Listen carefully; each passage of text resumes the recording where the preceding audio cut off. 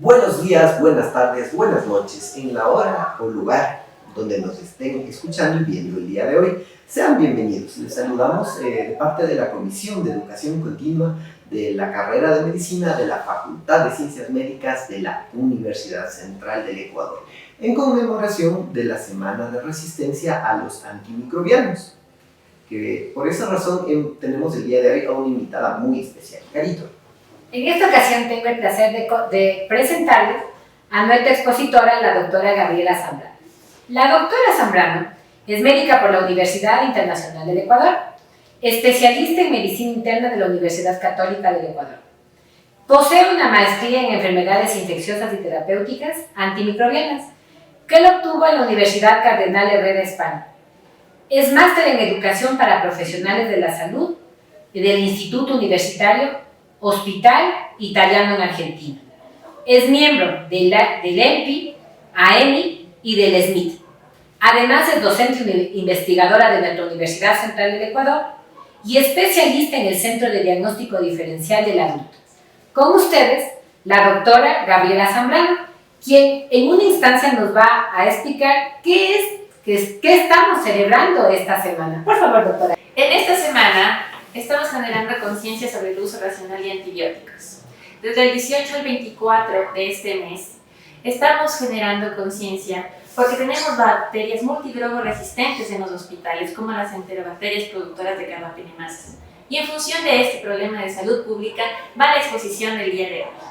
A partir del 2019 y luego de la pandemia, con el uso irracional de antibióticos de amplio espectro, tenemos ahora bacterias resistentes a todos los antibióticos. Y es posible que en un futuro cercano ningún antibiótico funcione. Este es un problema que causa muerte en los hospitales de Quito y en los hospitales del mundo entero. Por ello, vamos a presentarles el día de hoy enterobacterias productoras de carbapenemasa, un problema de salud pública. Espero que esta presentación sea de su agrado y estoy dispuesta a todas las preguntas. Vamos con tu presentación, Gaby.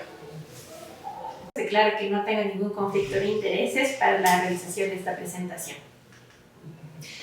Hablemos del índice de resistencia de drogas o DRI.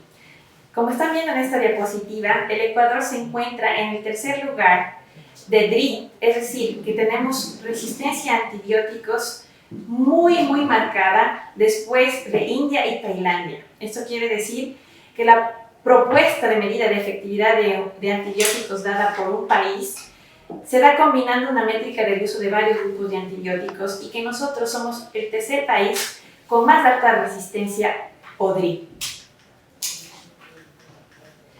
Aquí estamos viendo el índice de resistencia de E. coli para cefalosporinas con un 51% para Ecuador. Y en otra data registrada tenemos resistencia para cefalosporinas en Klebsiella pneumoniae de un 84%.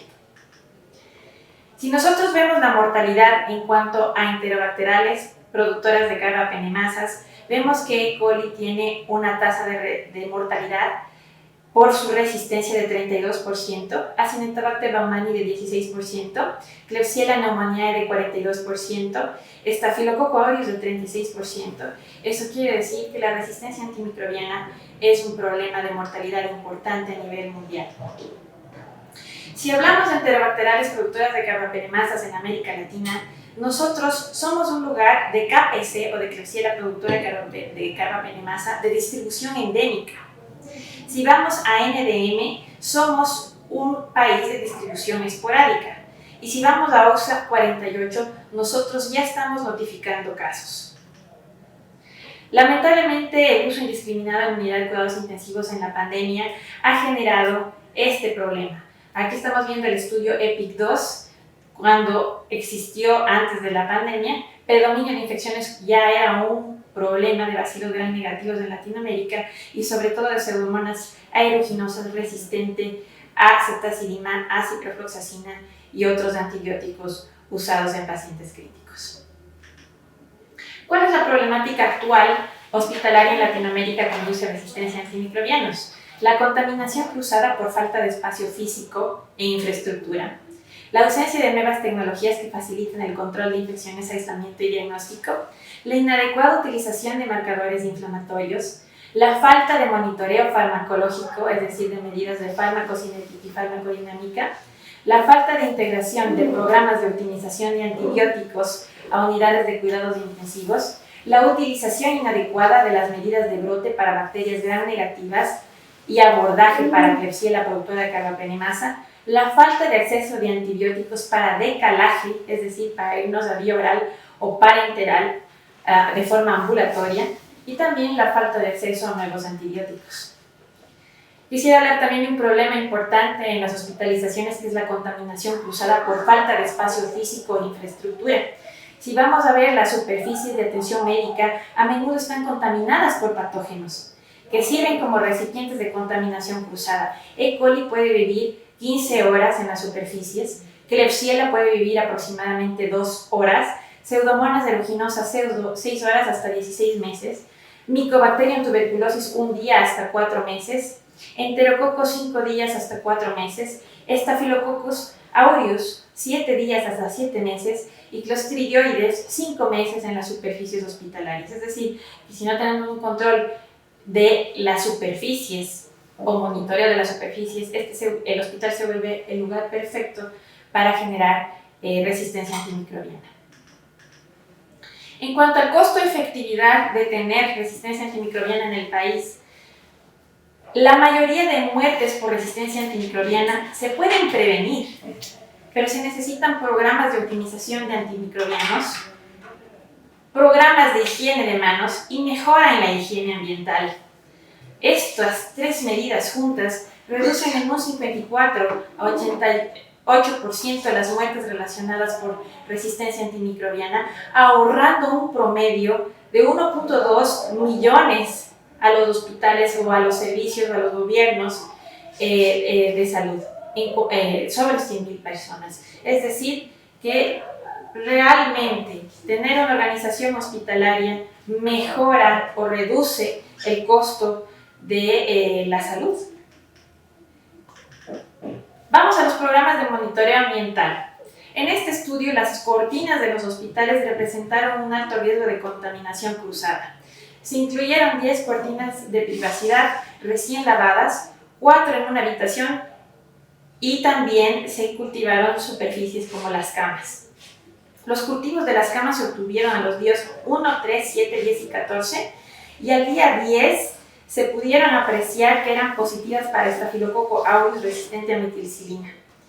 Es decir, que nosotros tenemos hospitales donde no hemos renovado cortinas, no hemos renovado colchones, y este se vuelve un factor de riesgo también para generar resistencia en los hospitales y tener bacterias multidrogoresistentes. Hablemos de los enterobacteriales resistentes a carbapenémicos, que son las bacterias que actualmente estamos viviendo en los hospitales de nuestro país.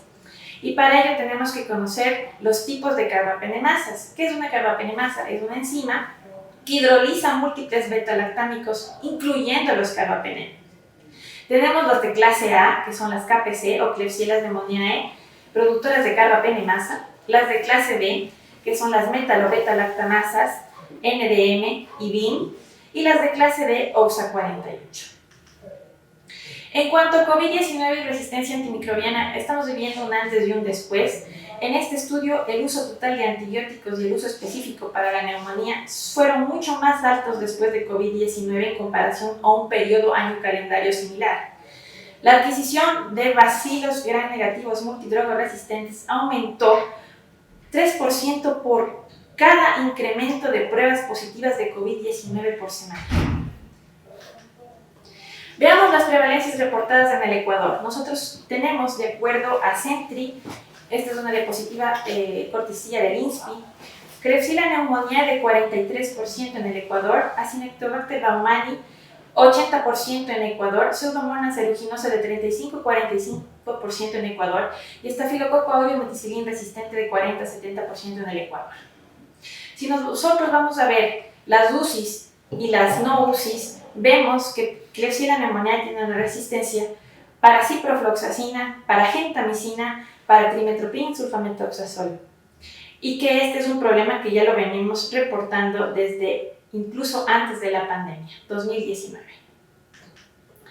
Si vamos a ver el enfoque latinoamericano, vemos que en Latinoamérica, de acuerdo a la base CENTRI, uno de los mayores problemas son las enterobacterias, específicamente en Latinoamérica, aquí marcado en barras verdes, para BLE, ¿sí? Con grandes índices de resistencia a ciprofloxacin y a cefalosporinas, es decir, BLES. ¿Cuáles son las BLES más notificadas en el Ecuador? De acuerdo a este estudio de Janet Zurita, tenemos la ZXM15, que es el clon ST131, ¿sí?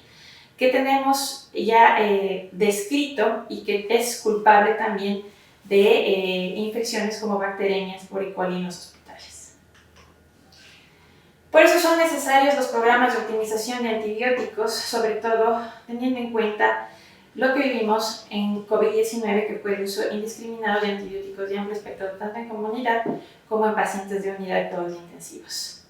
Si vemos a nivel mundial, Latinoamérica sigue siendo un lugar de alta tasa de prevalencia para microorganismos resistentes, todas las enterobacterias productoras de carbapenemasas. ¿Realmente existe riesgo de infecciones secundarias en pacientes con COVID-19 o neumonías severas de COVID-19? De acuerdo a estos metaanálisis, vemos que realmente es bajo, es apenas de un 14% de acuerdo a estudios como el de Lanford y también a estudios como el de Rawson.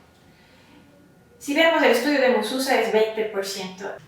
Tenemos que tener en cuenta entonces el uso inadecuado y el abuso de ceftriaxona en pacientes hospitalizados hasta la fecha, antes de COVID-19 y ahora. En esta diapositiva vemos que, por ejemplo, tenemos microorganismos como neumococo, Staphylococcus aureus meticilin sensible, E. coli, pseudomonas, y que todas estas fueron pacientes en los cuales se utilizó ceftriaxona sin ningún criterio clínico, como terapia empírica para bacteremia. Esto ocasionó mortalidad por COVID-19 y RAM, aumentando las cifras de Klebsiella productora de carbapenemasa. En cuanto a los enterobacteriales resistentes a carbapenémicos o EPC, existen modelos predictivos que sirven como calculadoras, específicamente el Increment Score. Este yo lo recomiendo, es de una colega española, ¿sí? Andaluza. Este nos ayuda a decidir si debemos entrar con antibiótico-terapia combinada en los pacientes hospitalizados. El Increment Score nos ayuda sobre todo ponderando si es que existe sepsis grave, un PIR score más de 6, un Charson score más de 4 y un origen de infección diferente a la infección de foco urinario. Una vez ponderado esto con puntos, nosotros tendríamos un riesgo que podemos ponderar para saber si entramos empíricamente en una infección por enterobacterias productoras de carbapenemasa con 2 antibióticos o con uno solo. En cuanto al Increment Score, si es de 0 a 7 puntos, entonces se dará monoterapia, y si es de 8 a 15 puntos se puede dar en combinación. La puntuación del Increment es un modelo predictivo validado para mortalidad causada por BLE y también enterobacterias productoras de carbapenemasa. Hablemos de los antibióticos considerados como antiguos y nuevos antibióticos contra enterobacterias productoras de carbapenemasa. Uno de los problemas que tenemos en los hospitales es que tenemos antibióticos antiguos, que tenemos formulaciones como meropenem, ertapenem, colistina, fosfomicina, amikacina, gentamicina y tigecyclina, y que no tenemos antibióticos nuevos en todos los hospitales como ceftazidimab y bactam, que es uno de los antibióticos más efectivos contra la Klebsiella productora de carbapenemasas y las OXAS 48. De acuerdo a la síntesis de ensayos clínicos, desenlaces, infecciones por enterobacterias productoras de carbapenemasa, tenemos estudios como el KER y el TANGO2, que han sido efectivos en bacterias como KPC, KPC y metalo, y el estudio AIDA, que es muy efectivo, ha mostrado efectividad en cuanto a los desenlaces en infecciones por enterobacterias productoras de carbapenemasas, por lo cual tenemos evidencia para el uso de algunos antibióticos. También tenemos guía como la guía americana de enfermedades infecciosas para gram negativos, que nos da también a los carbapenémicos como opciones y a la ceftazidimab y bactam dependiendo del foco. Esto se vuelve ya un problema de salud pública porque muchos de estos antibióticos escasean o no se disponen en los hospitales. Y es entonces aquí donde quiero hacer un llamado a una de las guías que sí es construida en base a la evidencia, es la guía de ECMI, de la Sociedad Europea de Enfermedades Infecciosas, que tiene en cuenta las preguntas pico, población, intervención, comparación y desenlace. Tanto para infecciones severas, como para infecciones no severas, así también como para certeza de evidencia y para fuerza de recomendación. Siempre se tienen que hacer las guías en base a un formato GRADE y estas guías tienen esta estructura. A continuación vamos a hacer preguntas clave para cada caso. ¿Cuál es el antibiótico de elección en enterobacterias productoras de carbapenemasa? Y si es necesario combinar dos drogas activas empíricamente para bacterias productoras de carbapenemasa en base a la evidencia. El caso número 1. Una mujer de 75 años que tiene hipertensión arterial, diabetes mellitus 2 y tiene un colangiocarcinoma desde el 2021 con colocación de un stent biliar. 2 episodios de colangitis en los últimos 6 meses que fueron tratados con ciprofloxacina, meropenem y piperacilina tazobactam. Acaba de venir por 48 horas de fiebre en hipocondrio derecho, hemoglobina de 10, glucosa de 230, creatinina de 1.6 y PCR de 273. Con un ataque que nos muestra un absceso en el lóbulo hepático derecho. Afortunadamente está estable pero un poco taquicárdica y empieza con meropenem 1 gramo IV cada 8 horas. A este paciente se la puede considerar como una paciente frágil con sepsis severa. Estamos viendo entonces el antibiograma que nos muestra una secreción purulenta obtenida por punción con guía tomográfica, donde tenemos resistencia a casi todos los antibióticos, excepto ceftazidima vivaktán, y se interpreta por parte del microbiólogo sensibilidad para gentamicina, tobramicina, amikacina y trimetoprim sulfametoxazol. Esta bacteria, luego de haber sido genotipificada, se trata de una KPC más una CTXM15, es decir, que tenemos un doble clon en esta bacteria de resistencia, es decir, una KPC y una BLE. Estas bacterias son las que estamos viendo actualmente en nuestros hospitales. ¿Cuáles serían sus opciones de tratamiento para el caso número 1? Meropenem 2 gramos IV cada 8 horas en infusión extendida, más amikacina 1 gramo. Ceftazidima vivaktán, no disponible en todos los hospitales del país, 2 gramos IV en infusión extendida. Meropenem valbovactam, valorando la MIC antes de decidir. Me gustaría preguntar por la MIC de colistina antes de tomar la decisión. Amikacina 1 gramo IV QD. Cabe recalcar que las respuestas las daré al final sobre el tratamiento.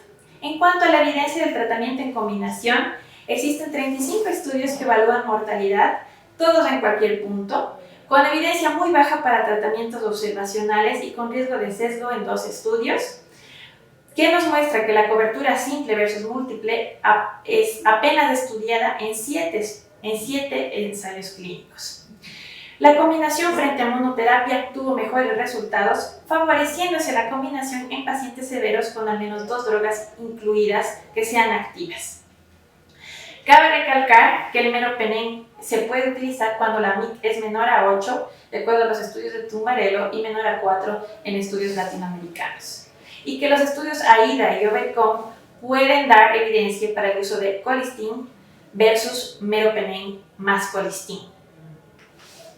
Vamos a un segundo caso de la vida real. Es un paciente de 82 años, residente de casa-hogar, no tiene alergias, tiene insuficiencia renal crónica con necesidad dialítica, urolitiasis, varias admisiones en múltiples casas de salud y en el último año 4 infecciones de vías urinarias. No se dispone de cultivos previos. El tratamiento previo fue con fosfomicina y ciprofloxacina. El catéter urinario durante los 2 últimos meses fue mantenido por retención urinaria. Acude este paciente por 4 días consecutivos de fiebre de 38 grados y dolor en fosa lumbar izquierda, con dolor a la puño-percusión en zona lumbar. Tenemos leucocitos de 11.000, lactato de 1.8, hemocognitivos positivos y leucocitos 3 cruces y una ecografía que nos muestra hidronefrosis derecha. Es realizada una nefrostomía y se realiza también un urocultivo y un homocultivo. El paciente está estable, se empieza el tratamiento empírico con piperacillina tazobactam, 3 gramos de IV cada 6 horas. A este paciente se le puede considerar como una infección del tracto urinario en ausencia de sepsis, pero con factores de riesgo. ¿Cuál sería la mejor opción de tratamiento, teniendo en cuenta que nuestro urocultivo y antibiograma nos muestra resistencia a casi todos los antibióticos, excepto para fosfomicina, y que luego de haber secuenciado genotipificado la bacteria tenemos ZXM15 y una OXA48 juntas? ¿Cuáles serían sus opciones de tratamiento? Meropenem 2 gramos cada 8 horas en infusión extendida, meropenem 2 gramos cada 8 horas en infusión extendida, más fosfomicina 4 gramos cada 6. Proporcionaría ceftazidime vivartán viendo la MIC antes de tomar la decisión, o le daría micacina 1 gramo IBQD. También se ofrece como una quinta opción tigacitlina 100 miligramos QD al segundo día, 50 miligramos QD, que ese es el protocolo. ¿Cuál es la evidencia a favor o en contra de ceftazidime vivartán? Al final les daré la respuesta de los casos clínicos.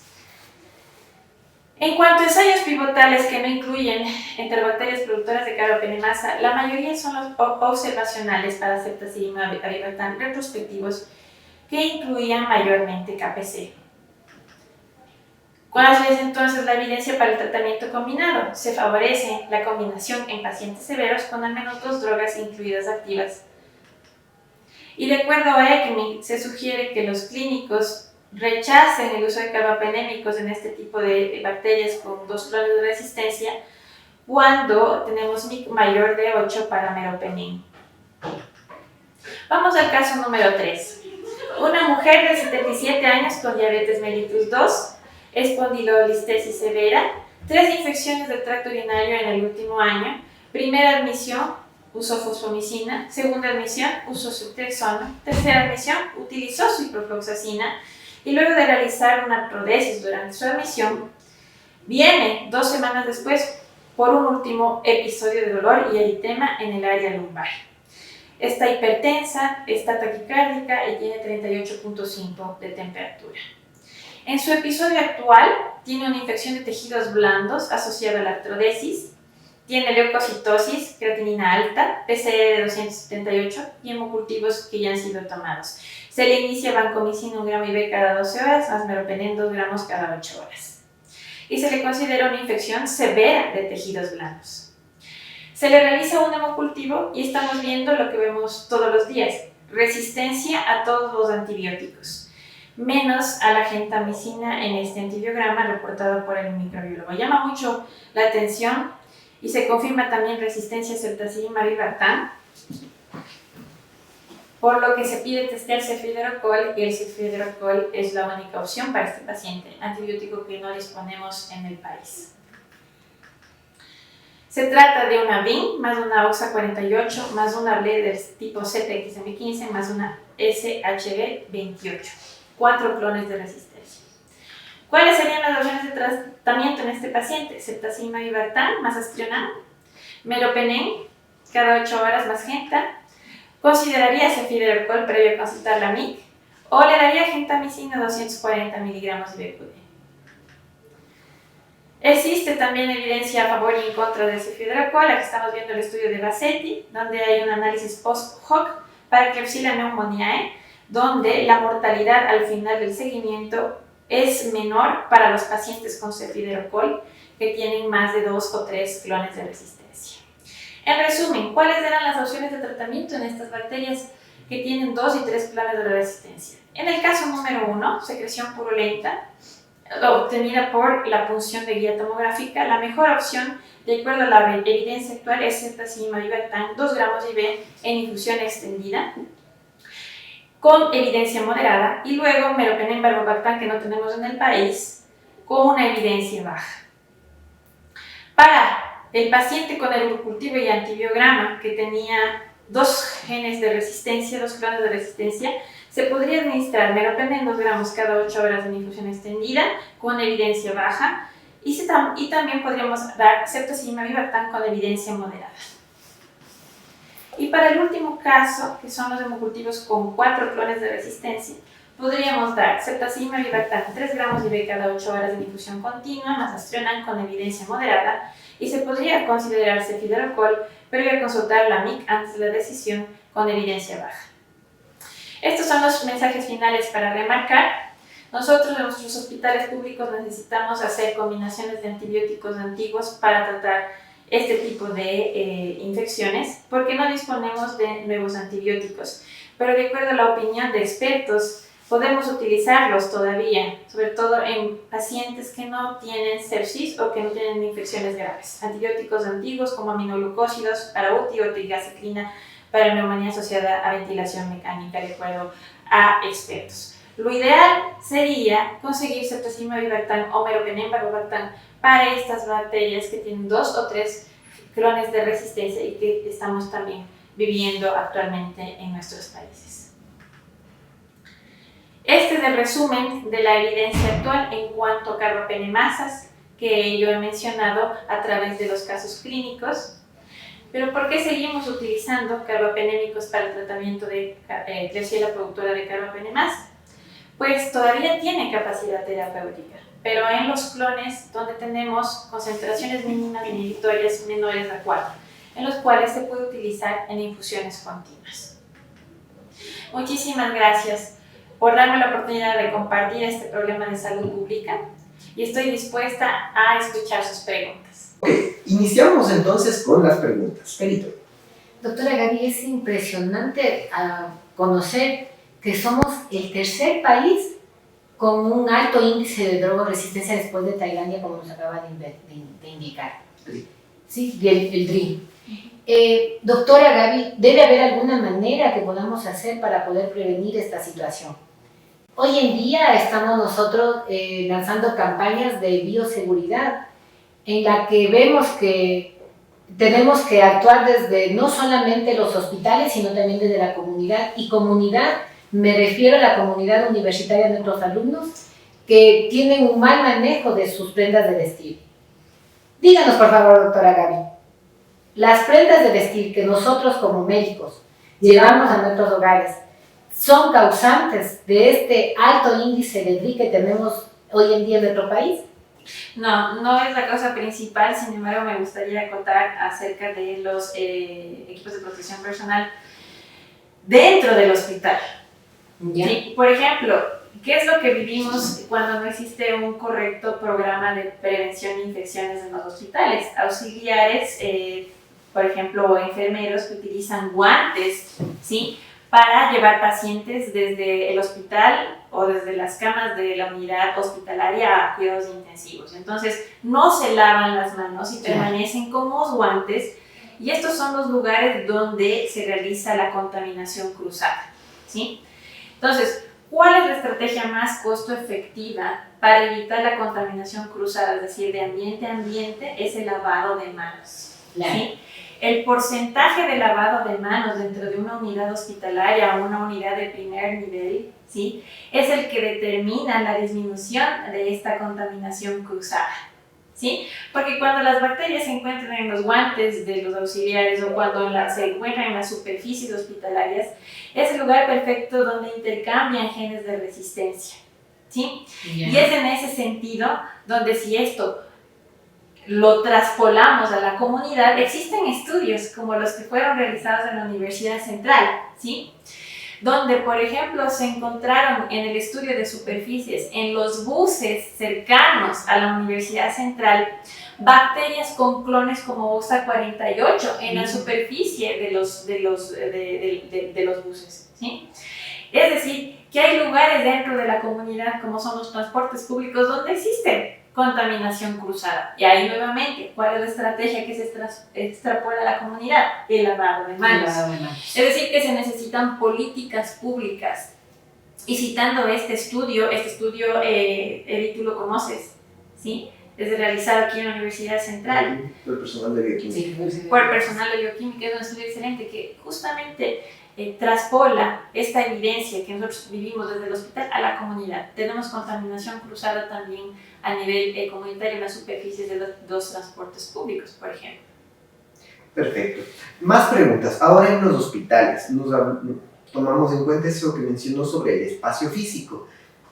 Respecto a esto, ¿se considera que deberían hacer estudios más regulares de las superficies, hacer un monitoreo, hacer un cultivo, tomando en cuenta la costo-efectividad de esta intervención, o no se deberían hacer? ¿O cuál sería la estrategia referente a eso? La OMS refiere que además del PROA y del lavado de manos, sí se debe hacer un monitoreo o un estudio de superficies, sí, por lo menos semestralmente, porque esto nos da una pauta de qué bacterias están colonizando las superficies, como el estudio de las cortinas o de los colchones o de las camas hospitalarias, que también se vuelven lugares para contaminación cruzada, para intercambio de clones de resistencia, para que se muevan transposones, para que se muevan genes de resistencia justamente en estos lugares. Entonces, es importantísimo sí saber de dónde vienen los brotes. En un hospital, por ejemplo, cuando tenemos un brote de Klebsiella productora de carbapenemasa, un brote de cualquiera que sea el clon de resistencia, debemos ir a investigar dónde está el foco.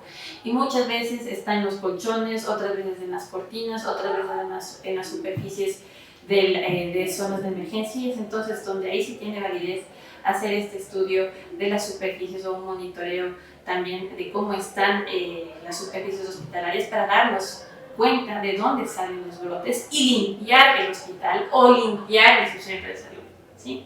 Esto respondería entonces no a una periodicidad temporal, sino más bien a alguna situación de identificación o de identificación de brote hospitalario. Perfecto. ¿Cuáles son las áreas, doctora, de estos brotes con mayor frecuencia? Es decir, las consultas externas, las emergencias, las unidades de cuidados intensivos. Cualquier lugar puede ser el foco de un brote, ¿no? Hemos tenido experiencia en unidades de cuidados intensivos o en emergencia, como el estudio de las cortinas, la superficie de las cortinas. Cabe recalcar que Staphylococcus aureus multicilindro resistente es la bacteria que más coloniza las superficies en todos los hospitales a nivel mundial, y que por ello siempre se tiene que llevar un control de las superficies, además de ello unirlo a un programa de control de infecciones y un programa de optimización de antibióticos en conjunto al lavado de manos del personal de salud.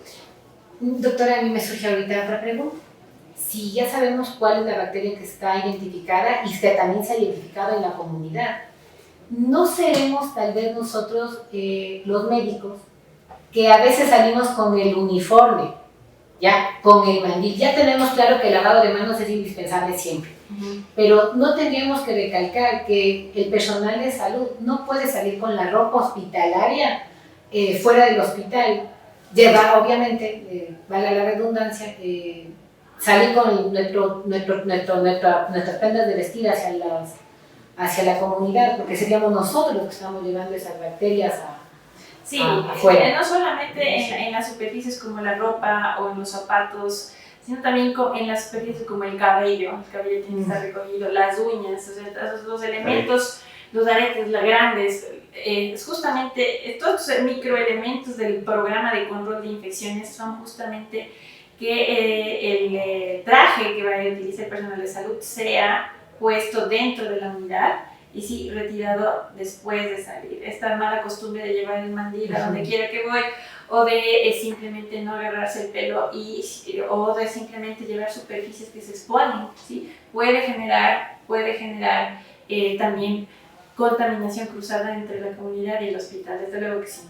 Yo creo que de la pregunta del millón que nos nace a todos es en estos casos clínicos que presentó con múltiples resistencias, ¿qué hacemos? ¿Qué le damos? Si es resistente a todo, ¿qué pasa con los pacientes que podrían ser nuestros familiares? Sí, lamentablemente existen ya casos como los que estamos presentando de la vida real en nuestro país y en Latinoamérica.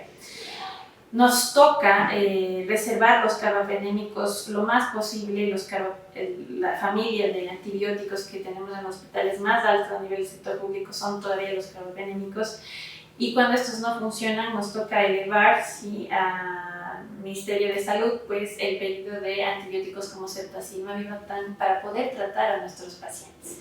Antibióticos que son muy caros, que no están disponibles y que también tienen la posibilidad de generar resistencia en futuro. De hecho, el último caso que presenté ya tenía resistencia a esta cetacillium avivatam y ese es el futuro que nosotros tendremos.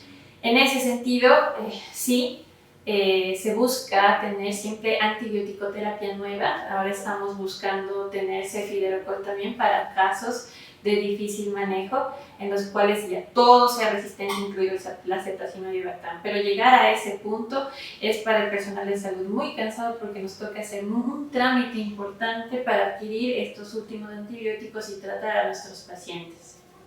Por ello es que es mejor prevenir y de ahí es mejor tener un programa bien armado de control de infecciones, un programa de optimización de antibióticos bien estable y además de eso controlar al personal de salud lavado de manos. ¿Sí?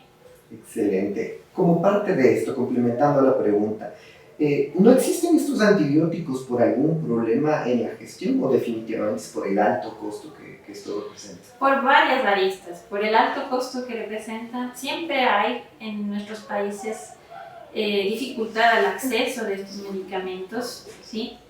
Y también existe el desconocimiento de la necesidad. Es por ello que en esta exposición me he basado en la evidencia justamente para hablar de enterobacterias productoras de carbapenemasas y decirles que necesitamos antibióticos de amplio espectro como cetacillium avivatam en pacientes que tienen resistencia o clones de resistencia o más de 3 clones de resistencia, ¿no? Y que es muy probable que ya después, en un futuro cercano, incluso de resistencia a este antibiótico también tengamos. Desde ahí que hay que cuidar los antibióticos, hay que hacer una mayordomía de los antibióticos de amplio espectro y también utilizar combinaciones de antiguos antibióticos en los pacientes que podamos para así reducir el requerimiento de estos antibióticos caros y de difícil acceso. Okay. Yendo ahora al otro lado, soy médico de primer nivel y me llama la atención, ¿no?, que se mencionó como resistencia a la epilepsia, la que tenía resistencia a ciprofloxacin, trimetoprolsulfa, que son antibióticos que manejamos mucho en primer nivel. Entonces, ahora, ¿qué es lo que debemos hacer en primer nivel? ¿Vamos a hacer cultivos regulares a los pacientes? ¿Debemos cambiar las guías de práctica clínica? ¿Debemos ver otro antibiótico? ¿O simplemente cuál sería la alarma para nosotros en primer nivel contribuir con lo que ocurre a nivel del sistema de salud? Yo pienso que más bien debe pensarse que el primer nivel es la puerta de entrada de la atención y es muy posible de la puerta de entrada de atención de microorganismos multidrogoresistentes. Por lo cual se debe cambiar el concepto de que primer nivel es primer nivel y se puede incluso generar la necesidad de antibióticos que no se disponen de primer nivel para que justamente no se tenga que referir al paciente muy lejos o perder el tiempo en pacientes que estén sépticos, por ejemplo, y que lleguen a consultorio comunitario, ¿sí? En ese sentido se tiene que cambiar el paradigma. Este es un problema de salud pública que se ve también en la comunidad, ¿sí?, la resistencia antimicrobiana. Entonces, generar programas de optimización de antibióticos a nivel comunitario también, ¿sí? Generar uso racional de antibióticos para varias infecciones, desde las más elementales como infecciones del tracto urinario. De hecho, hemos realizado algunas tesis con médicos familiares de aquí de la universidad donde creamos programas de optimización en unidad de diálisis, en sus centros de salud, sí, incluso en consultorios ambulatorios. Todo esto es posible, pero se necesitan políticas públicas de salud para poder generar una organización de todos los elementos a nivel de atención primaria y hasta cuarto nivel para disminuir el riesgo de mortalidad a nivel mundial. Todavía no me queda claro lo de los cultivos para el personal, nuestros estudiantes que van en poco tiempo a la rural y el personal de primer nivel que nos esté escuchando. ¿Cada cuánto tiempo o en qué pacientes debemos arriesgarnos a ir un poquito más allá y hacer un cultivo? En un paciente que venga a primer nivel con criterios de sepsis y que tenga factores de riesgo, es decir, que sea vulnerable, como por ejemplo los casos que he presentado, pacientes mayores de 60 años, pacientes que tengan comorbilidades como diabetes, hipertensión o que tengan antecedentes de otras infecciones con resistencia antimicrobiana previa o infecciones recurrentes del tracto urinario, son justamente esos pacientes en los cuales vamos, si no tenemos a disposición un cultivo, pues lograrlo de alguna manera, gestionarlo, un cultivo y un antibiograma, porque el antibiótico correcto en el momento correcto es también una manera de evitar la resistencia. Es evidente que el uso irracional de los medicamentos, los antibióticos en este caso, está generando un problema grave en el promedio. Pero lo más grave es saber que en la comunidad, centros de salud, consultorios privados, tengamos este tipo de problemas. ¿Cuándo debemos referir a un paciente que no responde al tratamiento y estemos pensando en que está con una drogoresistencia? Cuando vemos justamente, cuando tenemos la certeza de que tenemos varios R's en el antibiograma, ¿sí? No, de pronto en primer nivel no reconocemos todavía el fenotipo, ¿sí? Pero si tenemos ya antecedentes de infecciones mal curadas, entre comillas, de infecciones resistentes a antibióticos, de múltiples ciclos de antibióticos, de infecciones recurrentes en ese paciente, ¿sí? Sí vamos a tener el cultivo y también vamos a referir a un segundo nivel de atención. Pero lamentablemente en las unidades de primer nivel los cultivos de antibiogramas no se piden rutinariamente.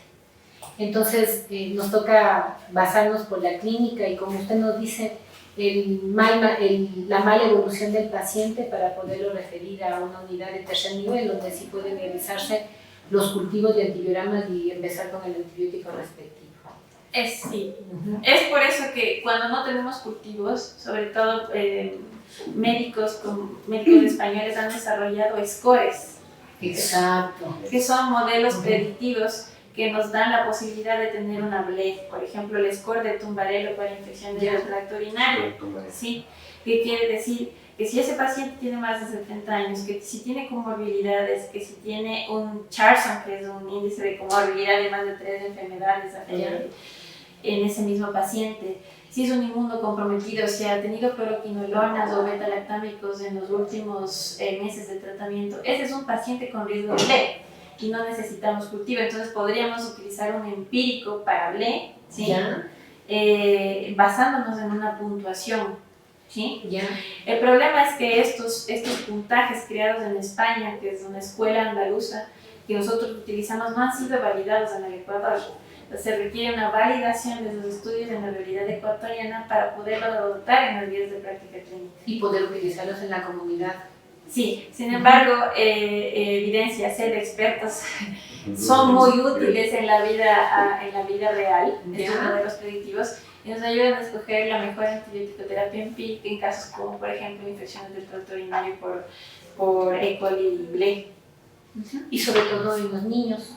Hoy en día, en esta temporada que es muy común las infecciones del tracto respiratorio, hay un uso indiscriminado, no solamente por parte de los médicos, sino también por las farmacias, porque las mamás, hay ocasiones en que van a la farmacia y el farmacéutico, que no es un médico, le prescribe medicación y también incrementaría el índice de resistencia antimicrobiana. Entonces sería bueno que se nos pudiera facilitar o podríamos ver la posibilidad de validar todos los scores para poderlos utilizar a nivel comunitario.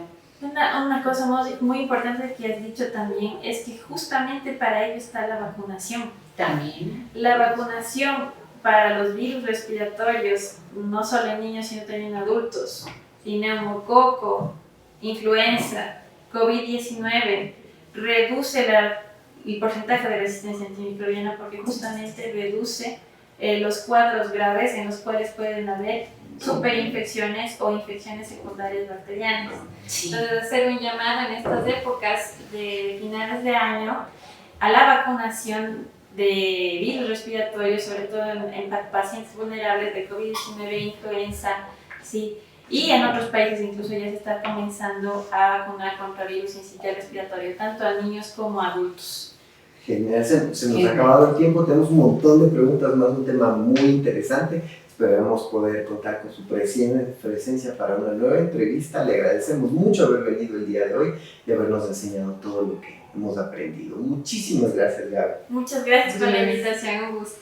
Gracias, doctora Gaby. Hasta una próxima oportunidad. Chao.